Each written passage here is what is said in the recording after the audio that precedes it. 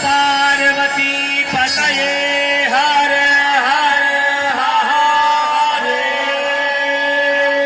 जय जय श्री राधे।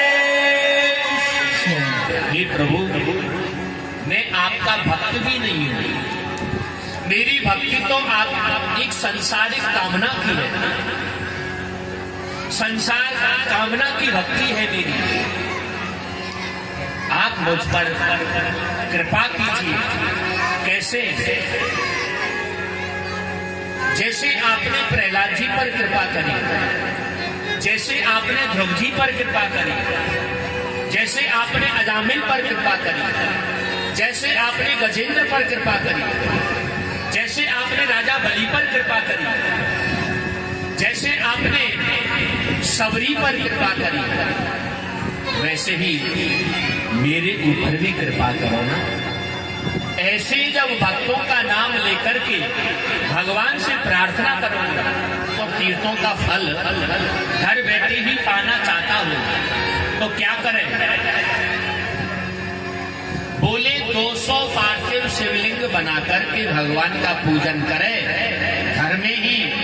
ऐसा करने से पृथ्वी के समस्त तीर्थों का फल आपको प्राप्त हो जाएगा। आगे कह रहे अच्छी कामना रखने वाले को 1 सहस्त्र माने 1000 शिवलिंग निर्माण करके भगवान का पूजन करे तो उनकी निश्चित ही यह इच्छा पूरी होती है। जो जेल में होते हैं, कारागार में होते हैं, उनकी भी यहाँ कामना है। वहां कह रहे हैं बंधन से छुटकारा पाने वाला 1.5 सहस्त्र यानी 1500 शिवलिंगों का निर्माण करके उनका अर्चन पूजन करे तो कारागार से जल्दी ही मुक्त हो जाता है। ऐसे शिव पुराण में महिमा बताई। अब इसमें कोई संदेह नहीं है। इस शिव पुराण में यह भी लिखा है कि इन बातों में, इन प्रसंगों में, इन महिमाओं में किसी प्रकार का कोई संदेह जो करता है तो फल की प्राप्ति नहीं होती। यहां एक बात कही है,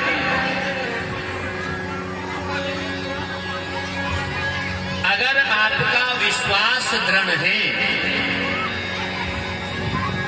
क्योंकि विश्वासो फलदायका, अगर आपकी श्रद्धा में और विश्वास में लेस मात्र भी संदेह है तो फल में अंतर हो सकता है।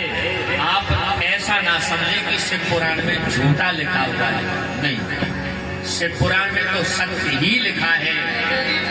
उसका फल आपकी श्रद्धा और आपके विश्वास पर निर्भर करता है कि आपका सांब सदा के चरणों में, गंगाधर के चरणों में, मेरे भोले बाबा के चरणों में विश्वास दृढ़ है। बस अपने आप को टटोलने की जरूरत है। तुम्हारा जहां विश्वास और जहां श्रद्धा एकदम दृढ़ है, अचल है, तो फिर जो लिखा है वो सत्य होगा, इसमें कोई संदेह नहीं है। प्रेम से कहो ओम नमः शिवाय। जो स्वर्ण से प्राप्त होती है, चिता की भस्म भी होती है, लेकिन इन सब में जो पवित्रतम जो भस्म है वो कौन सी है?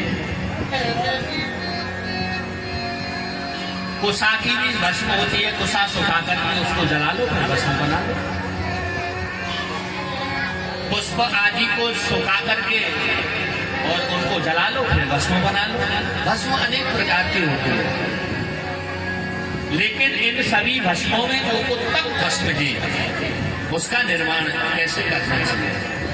बोले शुद्ध देसी गाय का गोबर ले वे भैया, गाय का शुद्ध देसी गाय का, और उनकी पाथी बना करके सुखा लेना।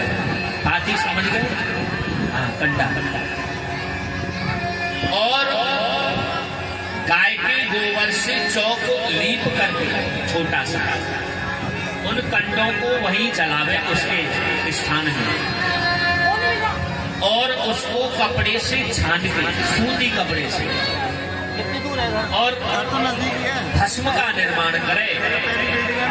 ऐसी भस्म का जो सबसे पवित्रों में पवित्रतम है, भगवान शंकर को अर्पण करे।